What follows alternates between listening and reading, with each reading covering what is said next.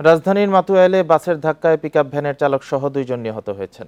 নিহত পিকআপ চালকের নাম বাবুল চিশতি, অপর নিহত ব্যক্তি কবির হোসেন। গত রাত 2:45টার দিকে ঢাকা-চট্টগ্রাম মহাসড়কের মাতুয়াইল মা ও শিশু হাসপাতালের সামনের রাস্তায় এই দুর্ঘটনা ঘটে। বিকাশে কম খরচে ক্যাশ আউটের লিমিট বেড়ে 50,000, প্রিয় এজেন্টও 2টা। গুরুতর আহত অবস্থায় 2 জনকে উদ্ধার করে ঢাকা মেডিকেল কলেজ হাসপাতালে নিয়ে আসলে চিকিৎসক তাদেরকে মৃত ঘোষণা করেন। পুলিশ বলছে, মাতুয়াইলে একটি পিকআপ ভ্যান ইউটার্ন নিচ্ছিল, তখন তুহিন পরিবহনের একটি বাস পিকআপ ভ্যানটিকে ধাক্কা দেয়। এতে পিকআপ ভ্যানটি দুমড়ে মুচড়ে যায় এবং বাসটি পাশে খাদের পানিতে পড়ে যায়। স্থানীয়রা পিকআপ ভ্যানের ভেতর থেকে মুমূর্ষু 2 জনকে বের করার পর তাদেরকে ঢাকা মেডিকেলে নিয়ে যাওয়া হয়। মরদেহ দুটি হাসপাতালের মর্গে রাখা হয়েছে।